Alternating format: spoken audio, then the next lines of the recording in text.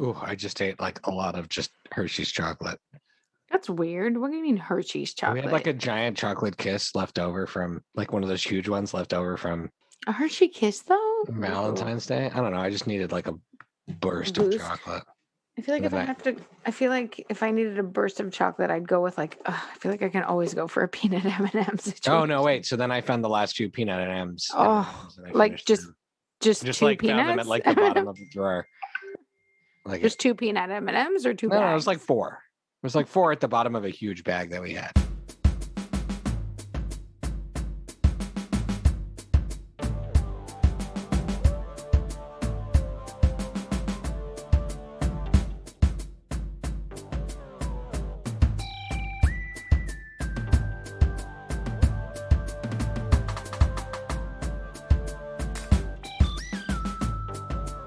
Here we are, and welcome to a Virginian edition of the Friday Night Movie Podcast, because now 2/3 of the siblings live not only in Virginia, but a few hundred feet from each other.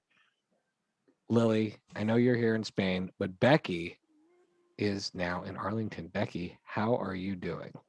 I was just thinking about how we're only a few hundred feet from each other. And yesterday when we were walking home from your house, Sunny, who's only like just over a year, she walked the entire way back all by herself. Her little Let legs her go by shuffling. herself? No, like with me, like she walked in front of me, like she walked. Becky's man. really She walked without assistance. Becky's really taking the like we live close to each other thing seriously. Or like She we're in lets the her kids suburbs. It's safe. It's fine. 1-year-olds can just walk through the street. Like, Sonny, go home and get me a beer. Bring it back. She walked there and back, guys. Soon enough. So, Becky, you moved across the country. Your dog safely moved across the country. This is big.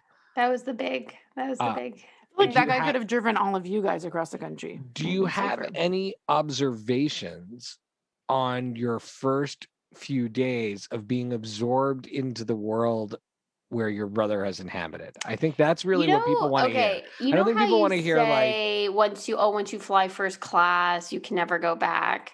Right? Once you live next to Shai, it's pretty hard to go back because he makes it a very sweet deal. We arrived to like half of our house already being unpacked, to a kitchen full of every imaginable pastry. Now my wife unpacked your kitchen. Everything else that was unpacked was because after I did your kids' room, I was just looking for the Roku to set it up, and I couldn't find it. All the internets and TVs were set up. But Shai's become like a famous unpacker because Amanda from Montreal, my dear friend Amanda, shout out to her. She texted me and she was like, "So can I move next door to Shai?" Because wow. No, but the real icing on this many layered cake is that every single morning at around 7 a.m, Shai has taken my children for 1 to 2 hours for a walk and then playing on his porch so Vlad and I can actually sleep. So it's been, let me tell you, well, game changer. I don't know. I'm unlikely to ever wake up early. You know how some people have like night nurses? I have a morning nurse and her name is Shai.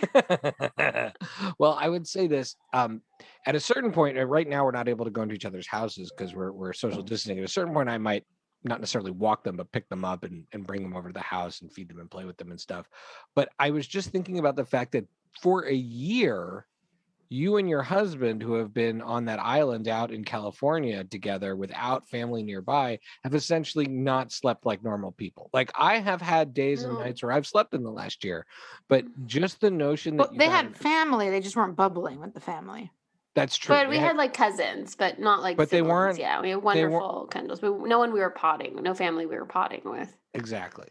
Yeah, we haven't because our youngest, when she sleeps through the night, which was quite often, she wakes up at like 5 a.m, 5:15. That is her body clock. So we really have not slept in about a year and a half. And And the other thing that I would like to just, I would say, get your review on was the quantities of food purchased by your brother for your arrival day? Because I receive a lot of criticism for the amount of food that I buy in general. I'm going to say he bought a Costco portions, which is the correct amount. That's like the best way to describe it. Yeah. Costco portions? I got you like 6 boxes of mac and cheese. That's not a Costco portion. Oh, I feel like if you go to Costco, you'd be like, oh, pick up some mac and cheese, but it only come in like a case of 12. You'd be like, I guess I'm getting 12 mac and cheeses, not like 2. That's Shai. I'd be like, Shai, go get me a box of mac and cheese, a bag of string cheese, 3 apples, and like a small carton of milk. And you open up the pantry and the fridge, and I can't buy groceries because it's just filled with those items. That is true. When you said single mac and cheese, my assumption is like, exactly, you need the Costco size. Yeah, so you don't mean one little box. No, so a beautiful fridge and pantry, and it's filled with exactly 4 items, like 4 items, or like let's say the 10 items multiples I asked of for, 4 items, but enough to stock it. So it's really funny is I'm going to do like my second grocery order this week, and those are exactly the things I don't need to restock because I have for probably another month. You won't have to. Yeah. And then the other thing that was selected for you, there was a lot of debate in my family about what to get you, and in the end, schedules and opening and closing times of restaurants dictated this. Pizza was purchased for your first evening, and when the 3 large pizzas arrived, I got the usual brushback from the family. How many pizzas did you order? Which one of these is just for you? All the usual zingers that I get. And how much of that pizza is left, Beck? Not a slice. Within 24 hours, not a slice. I mean, let me tell you. I hope not. It was a week ago. That is Vlad-sized portions. Vlad-sized portions are Shai-sized portions. As much as you imagine everyone eating, get that amount for me, just me, and then double it, and that could be for the rest is for everyone else to share. That's the correct amount. So 1.5 pizzas for Vlad, and then another pizza and a half for everyone else in the house to share. There's 4 other people. So it's fine. Yeah. 2 adults and 2 children. The correct All amount. right. Oh, wait, quickly. But while we're on the topic of moving in, I do want to do a quick top of the show shout out to Becca and Edgy for sending us, when we arrived, a gift box of all sorts of extra snacks and goodies and toys for the kids. Oh. So with the little bit of cabinet pantry space left, that's where all of their goodies went. So thank you. That's so sweet. Mm-hmm. Lily, do you have any thoughts? How are things? Right here. What? Lily, how are things? Things are good. Things are good. You know, soaking up the last help I'm ever gonna have with mom and dad here. Before I ship them home to you. They will be home like kids coming home from camp. So I'm just warning you. They have no manners. We're gonna have to make them shower and make them do manners and make them have manners again. They can't sing at the table. You have to give them curfews and everything. But we should keep making them do menucha every day. Yeah, they need to nap every day. They need to have nap time.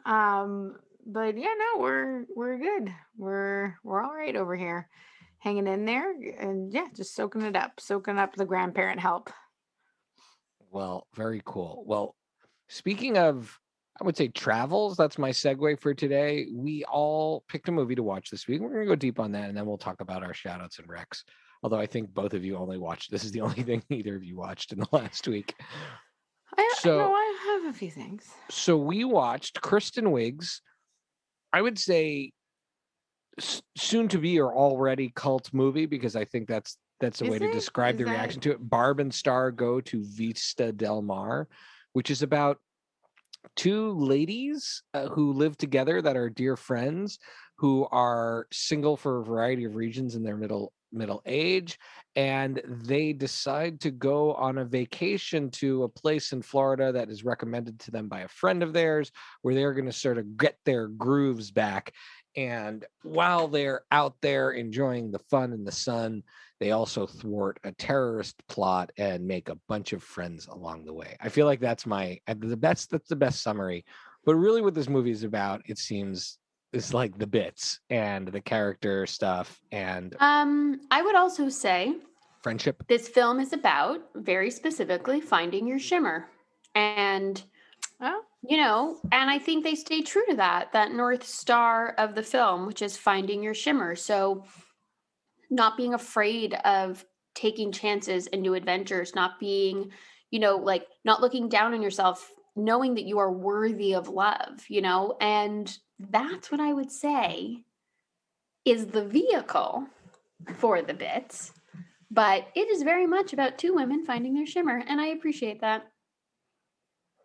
Well, that's another good way to describe it. These two friends finding their shimmer. So I think I'm going to just start with, I don't really know how would you describe this movie, Lily? So I described it as a cult movie with this sort of loose plot, but it's really about a vehicle for Kristen Wiig's amazing bits. And Becky said two women finding their shimmer, which I think is another great way to describe it. Lily, how about you? How would you describe this?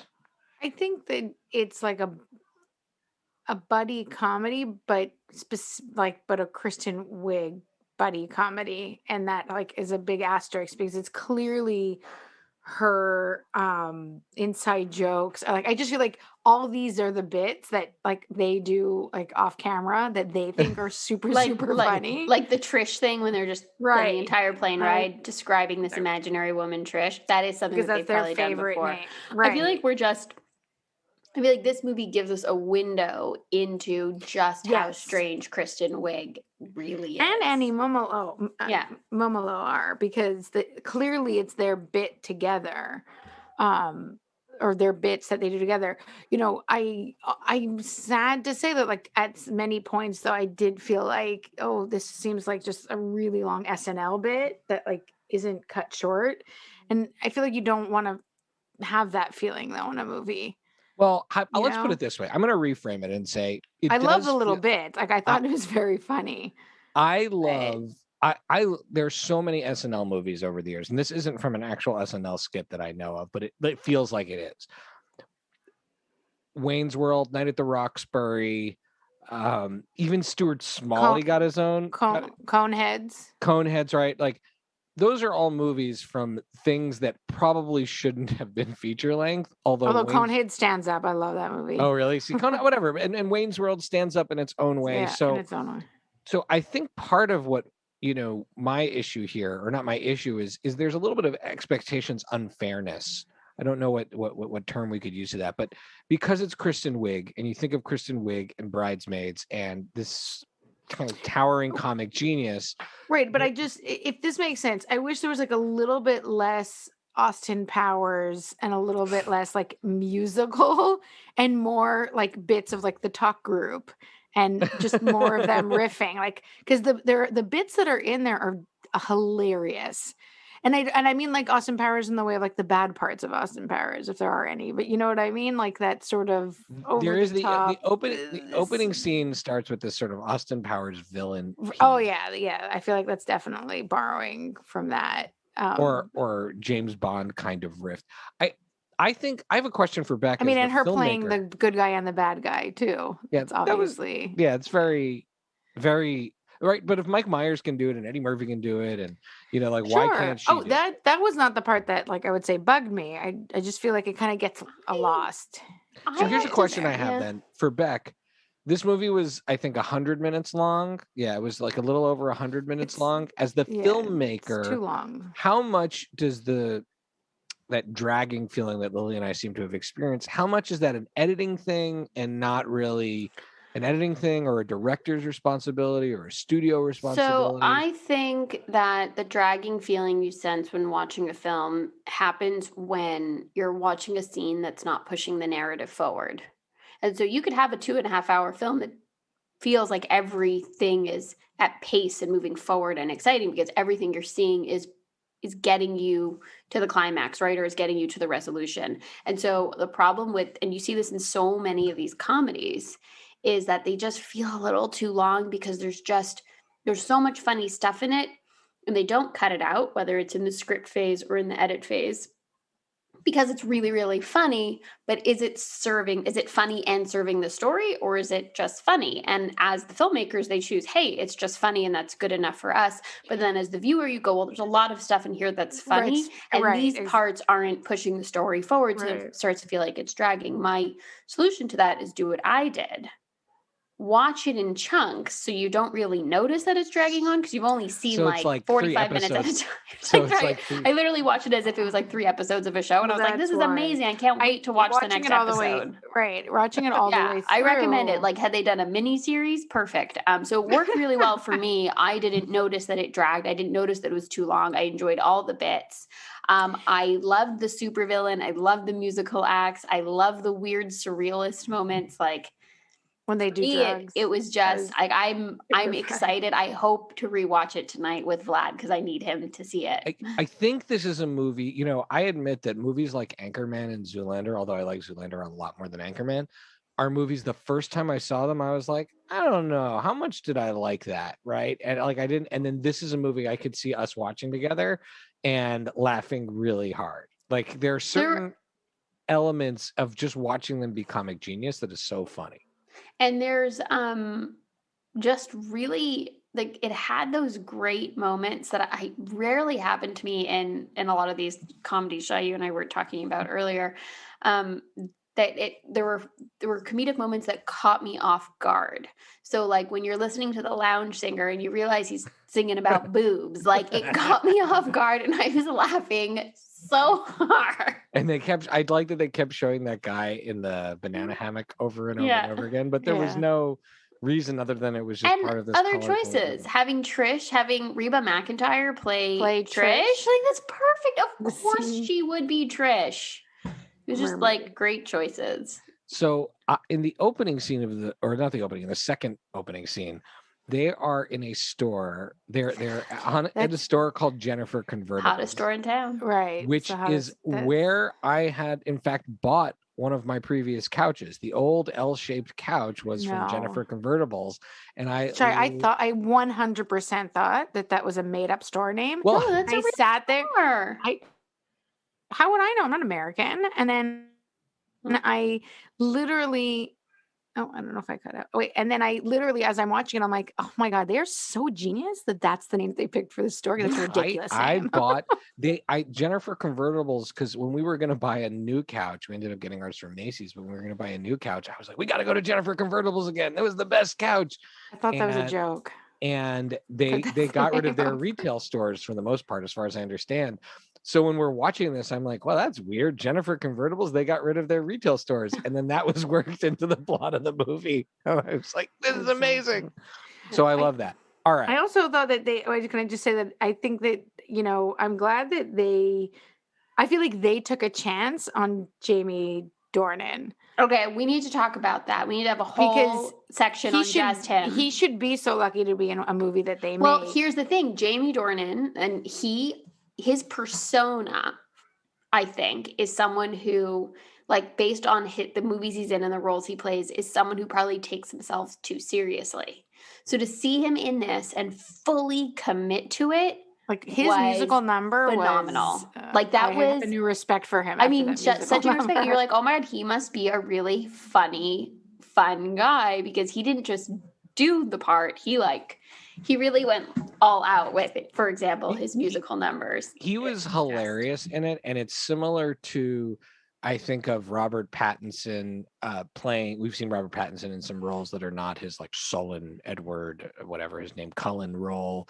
Or even when we saw Rob Lowe in I don't know if you can go that far, but like I mean, it's not Rob Lowe level, but when you started to see Rob Lowe in those comedies, because I feel like Rob Lowe, did take himself very, very seriously, and then we saw him in Austin Powers and in well, let's not forget Wayne's World. But you're right, Rob Lowe is. So here's a guy that I think he was a highlight of the movie, and that was, I think, one of the strong. Like they gave him such good stuff to do. That musical number was hilarious, and I really liked it. And I'm suspicious of musical numbers a lot of the time, but I loved that. He was so funny. The only way it could have been slightly better, and Lily, you probably feel me on this, and I would not replace him. I think he did a great job, was maybe if Sam Heughan had played him. I was that would just maybe thinking for me that. like my one To be fair, like fangirl thing. For the first half of the movie, I was You like, thought it was him? I can't believe Becky and Lily aren't texting me because the About the Outlander guy is Outlander in this. Like that would have been like my. So I'm like, if his it had name's been him, Jamie. I really would have like lost my mind. But Jamie Dornan brought it, and good job. Because you're always talking about Jamie and Claire. I was like, what? Jamie's in this movie? How is this not Lily and Becky's favorite new movie? So he was great there. So I felt like there's one scene that really stood out to me when they are packing to go on the trip. And I feel like that was a short film that they pitched the movie on because that was so incredibly funny and quirky when they're... You love a good packing scene. I love Lily, a good you love a good packing scene. When they start putting in the culottes and they start talking about all the things that they're putting in, I feel like you could have made... Like, if I was someone and Kristen Wiig said, I'm going to make a movie and this is the premise of the movie, and then we'll have a story that comes out of this, I would 100%. That and the Trish scene on the airplane, like those two scenes alone sell the whole movie. Say, yep, okay, Kristen, do whatever you want. I mean, and the Jennifer convertible scene. Yeah, when they want to buy the couch. When they're sitting on the couch. On the couch. They won't let the people. I mean, buy the two of them what's it called? Talk group? Is that what it's called? Yeah, talk group. Chat group. With what's her name from SNL? No, it's talk group. Talk group. What's her Vanessa name? Bayer. Vanessa Bayer. I love her. Vanessa Bayer I love her. And I would say, like, considering how there must be so much more from those scenes that's on the cutting room floor that I would love to see. Right, that's a show I would just watch. Yeah. I would just watch Fortune Feimster. So Fortune Feimster, Vanessa Bayer. Similarly, the great Wendy McClendon Covey. She's one scene. She did a quick cameo. She's a quick cameo as the person who discovers Vista Del Mar. Right. And then I saw someone on Twitter when I tweeted about it say they want to see the movie that is the prequel, which is her character going down to Vista Del Mar and hitting on the Florida hotties.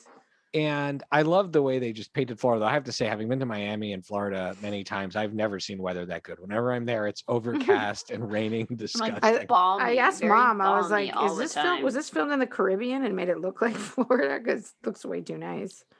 And so there's a couple of moments that really stood out for me otherwise, or lines. I don't know if there's anyone there's one part where they're talking about the effects of traveling on their stomach, and I forget which one of them says, but it says traveling really stops you up like a bunch of rolled up socks. Like a bunch of rolled up socks. Well, when they're like, when she's like, oh, what's got you down at the bar? She's like, we haven't gone since we've got here.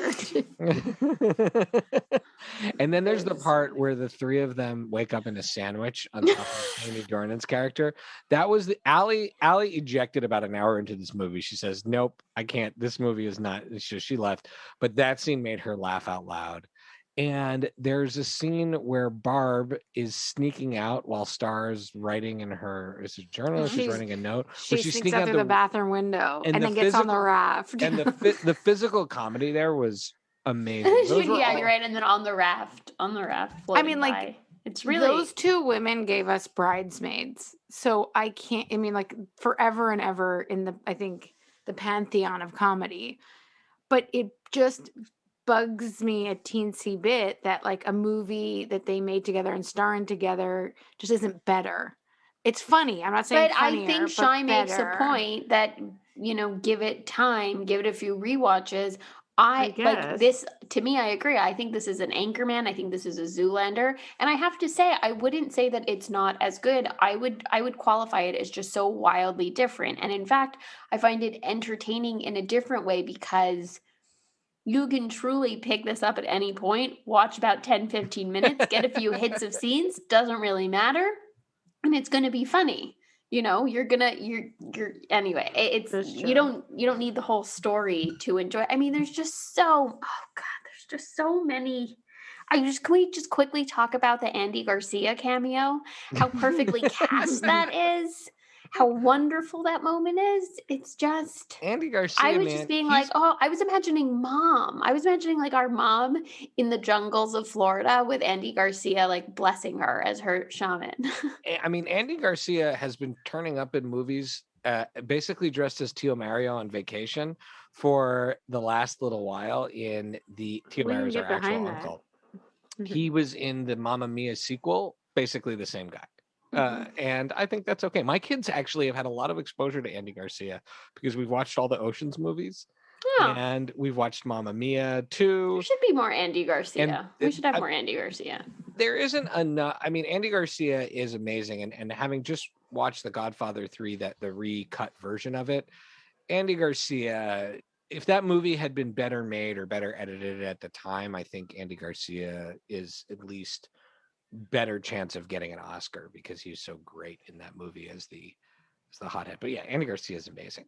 Have you ever seen, by the way, if you want to see a great Andy Garcia movie that is underappreciated and probably not many people know of, it's called For Love of Country, I think, where he plays Arturo Sandoval, the famous Cuban trumpet player, and it's about his defection. And I've seen Arturo Sandoval live with Mom at the Blues Alley in Washington, D.C. And with me. Oh, you were there too, Beck? I think it was with just me and Vlad. Oh, no, you took one time. You took me and Vlad. I forget when, but we went with you. Could it have been when we came to visit you after our wedding trip? Maybe. Could be. Maybe. Because we were very, very jet lagged. No, so it wasn't that trip. It was a different trip. We were very jet lagged that time.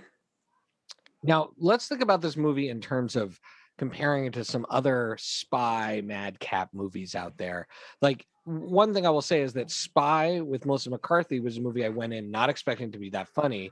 And I still laugh so hard when I think about it. Kills that guy and then throws up. Yeah, that's perfect. It's one of the best scenes I've ever seen. And then The Heat, which is one of my favorites, Melissa McCarthy. It is. And Sandra Bullock. And then lesser funny ones, but still with great moments, The Spy Who Dumped Me and Snatched. Now, does this movie fit along with those because of the spy plot, or is the spy plot really just an incidental element of this movie? But they don't even put in the marketing about it, right? Like, you don't know at all that is going to be. Well, there's no the marketing. They don't even show you their faces. It's just like you're just seeing hands and feet and hair. The top of their hair. They don't tell you anything about it, and I think that was smart. How does it compare to those movies? I think it's wildly different. I think this is, those are very specific, like, comedy action movies, and I think this is, more about friendship. I think this is like a buddy, like, rom-com, maybe, if you will.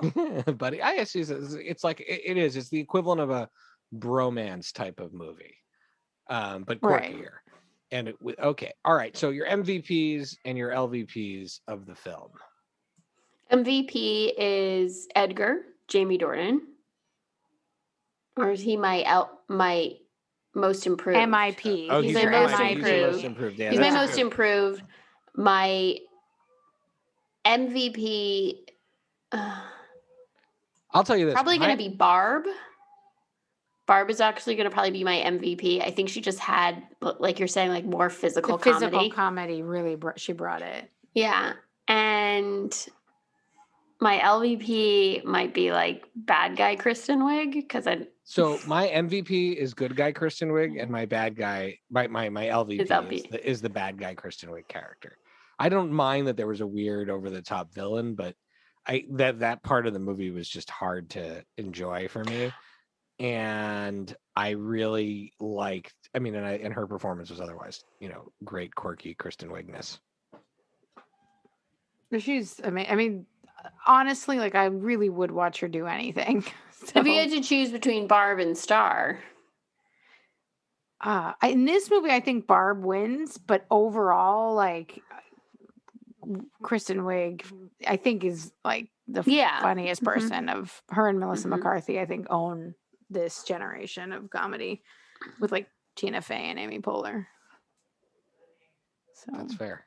Lily, you're making me car sick with your camera. What is happening? Yeah, what's happening? It just keeps moving up and down. You literally just pointed at your keyboard, then pointed it back up at your face. Yeah, you keep moving. I'm not touching it. No, I'm not even touching it. Then how did it? Is there a ghost in your office? Because it literally just pointed down at your keyboard, and then pointed. Oh, there must be a delay. That was a while ago. But you did do that. But 5 minutes ago, and then about 4 minutes after that, I lifted it up. Oh, it's very all right. Shout outs and recs. Lily, what are you watching? What do you recommend? Do you have anyone you want to shout out to? I'm going to shout out to Mom. because she will. Did she watch Barb and Star with you? Oh yeah, and she was like, people spent money to make this movie, and then she's like cackling, like laughing, and then she's like, I can't believe I guess we have to watch this for the pod, Lil, because this is and then she's just like dying laughing. So she wanted to not be on board, but she couldn't resist.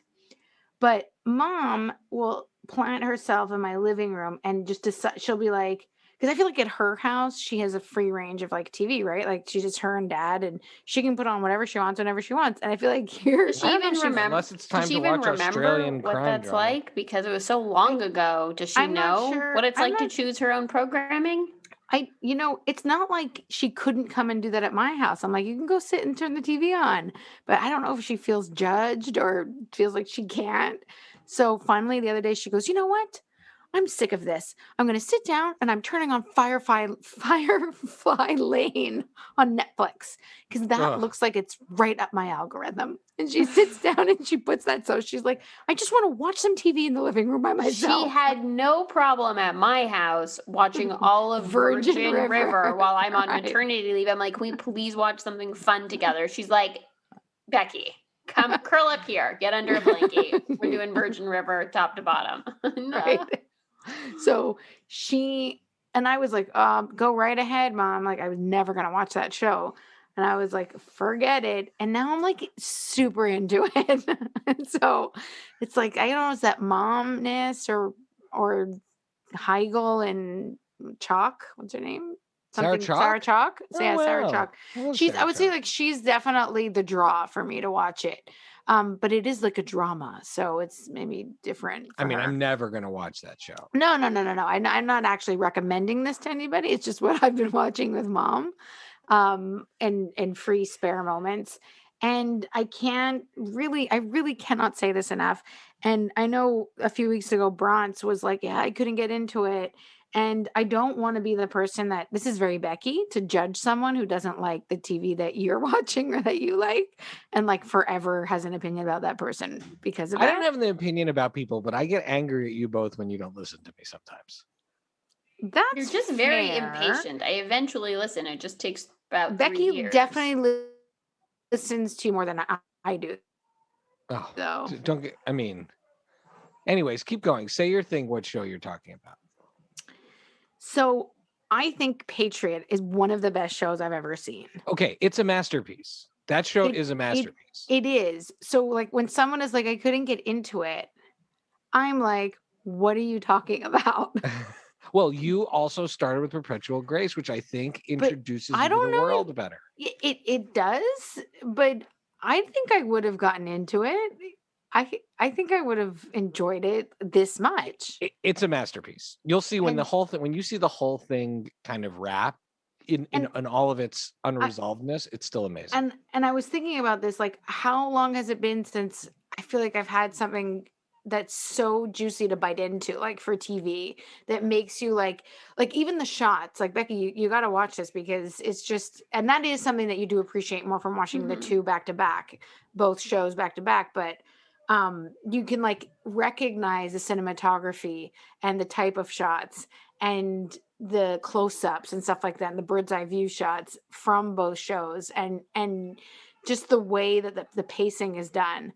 And I'm like, wow, I'm watching something really, really well done and great at the same time. And I feel like that does not come along every day. So somebody give this guy the keys to like the kingdom and let him make Steve a lot and of Chris stuff. Conrad. Steve and Chris Conrad. Just one of these companies has to just take them on board and let them tell whatever story they want to tell.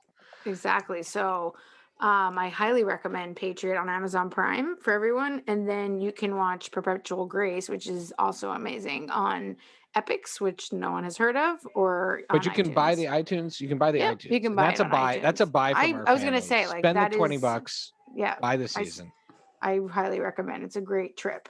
Put it this way. I spent $20 to rent Barb and Star. What would you rather spend $20 on? Right. Barb and Star or the whole basically a movie? First of all, Barb and Star is a total buy for me. Let me just start. That's right. Let me just we start couldn't there. buy it yet. It's a rent. But I would buy it. Okay. second, other than this movie, in the last week, I have watched, I think, one episode of Psych, and then this like baby sleep sounds video on YouTube that's 11 hours long. I am really like not. I do the 11 hours of as far as but this week, as far as like a having a podcast about movies and shows, I should not be hosting one this week. So this week, though, on Thursday. So this episode will drop on Friday. Well, so fingers crossed once we get that PCR back. Okay, fair enough. But I'm assuming you're healthy. If you are healthy, Thursday, we will be having a Psycho Gorman party at my house, or your house. I don't know, whichever one. Oh, wait. You know what we also watched? But I didn't finish, so that's not a good sign. I just remembered now that I didn't finish it.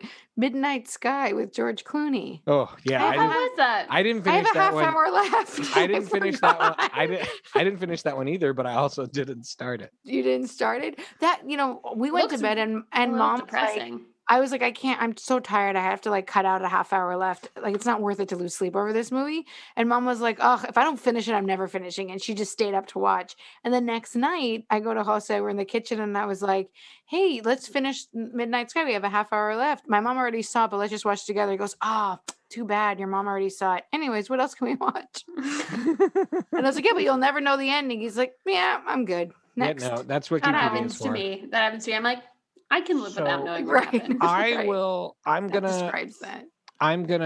shout outs and recs are as follows. First, my big shout out is going to go to my wife, because my wife was unbelievable this week. Not only did she unpack Becky's kitchen, she cooked dinner at least once for both households, and also did all the parenting things that she did, and is just a great partner in crime. And every night we've been watching Crazy Ex-Girlfriend together, which is I'm like putting my chips down on an I Told You show.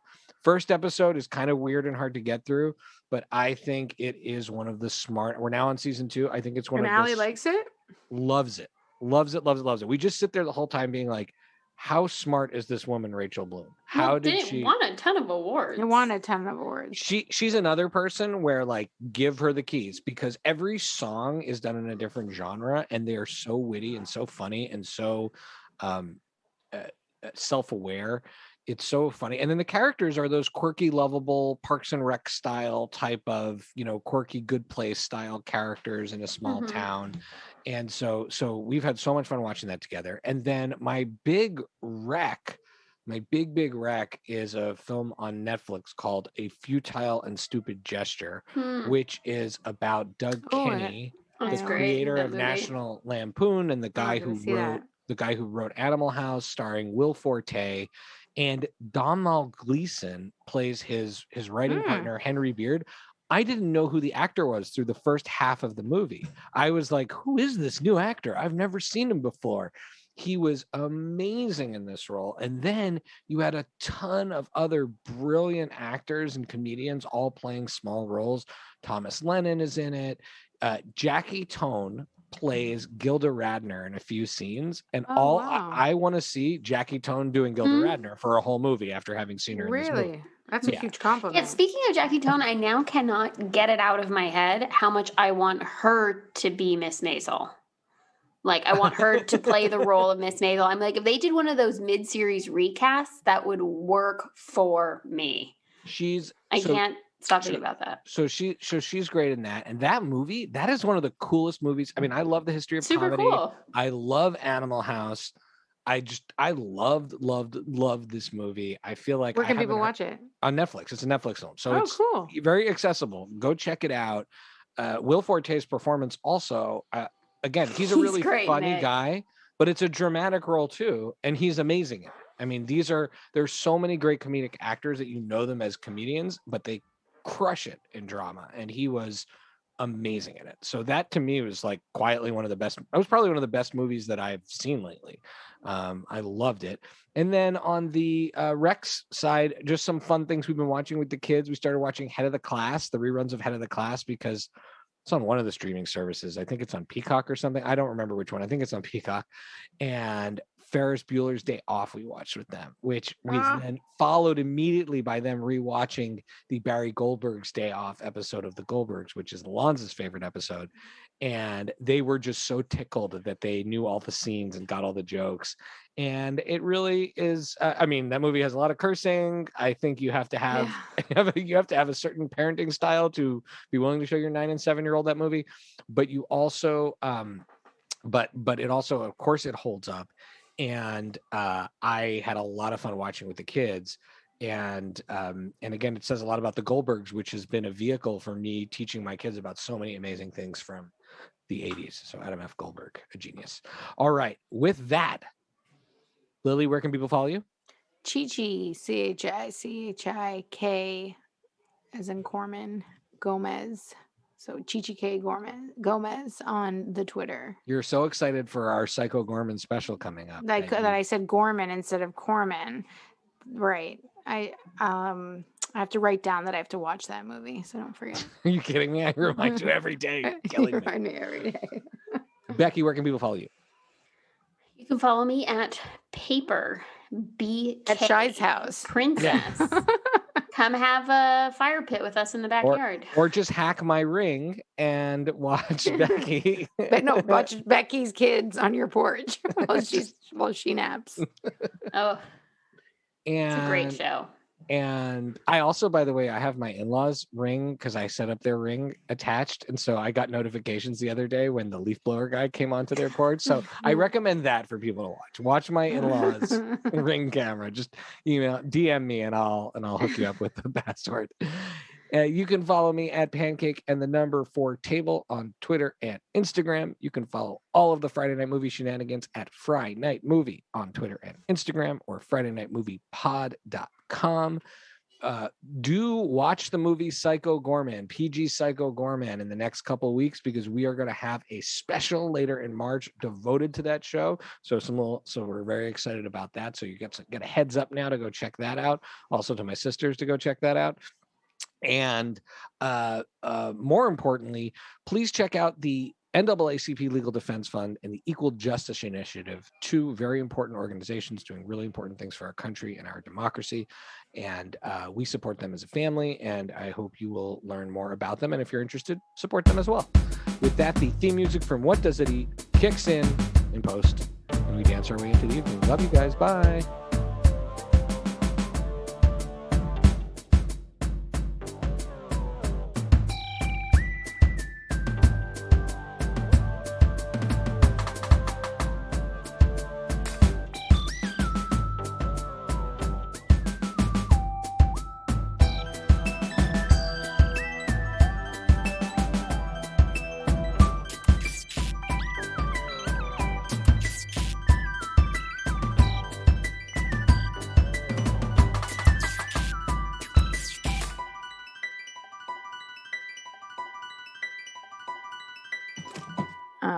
Lily. Just like a half-eaten apple in my bag Lily. for my son.